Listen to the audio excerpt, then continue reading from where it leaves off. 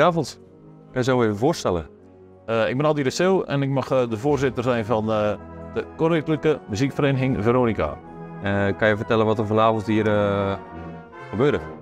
Nou, er was een speciaal concert vanwege het jubileum dit jaar, omdat we 150 jaar bestaan. En we hadden een programma met 4 onervaren dirigenten, zoals in het tv-programma Maestro, die allemaal een nummer hebben gedirigeerd. En hoe ging dat? We hadden een deskundige jury en die vonden eigenlijk dat de kandidaten het over het algemeen wel goed deden. En we hadden in ieder geval ook een heel erg enthousiast publiek.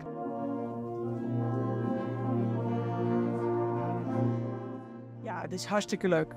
Ik vind het echt super dat Veronica dit organiseert. Het is natuurlijk in het kader van hun jubileum, 150 jaar.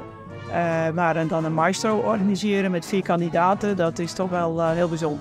Ja. Heb je al een beetje ervaring in de muziek of ooit al eens iets gedaan in de muziek? Nee, ik heb heel veel goede tips ontvangen afgelopen weken. Ook leuke reacties van mensen die zeggen wat leuk dat je meedoet. Of soms ook van joh, waar ga je aan beginnen? Maar hele leuke reacties en goede tips. Ja. Ik ben vroeger nooit verder gekomen dan Bloedfluit. Dus dit is voor mij geen gesneden koek.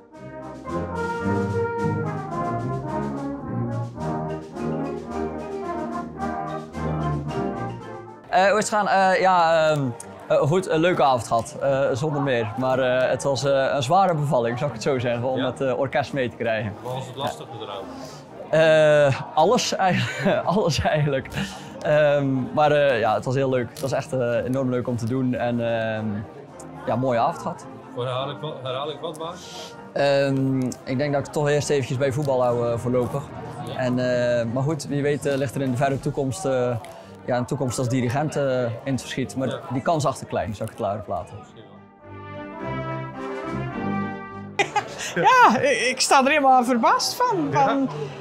Ik vond ons alle 4 wel goed. We hebben allemaal ons best gedaan en ja, super. Ja, ik vond het wel heel leuk. Ja. En ik vind, dirigeerstokje moet toch maar gewoon terug naar Stijn.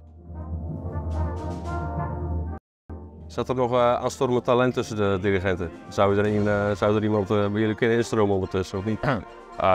Laten we zo zeggen, een dirigentenopleiding is een opleiding van nadat je al eerst een muziekinstrument geleerd hebt, dan nog een keer 4 jaar. Dus met andere woorden, ze moeten nogal even oefenen.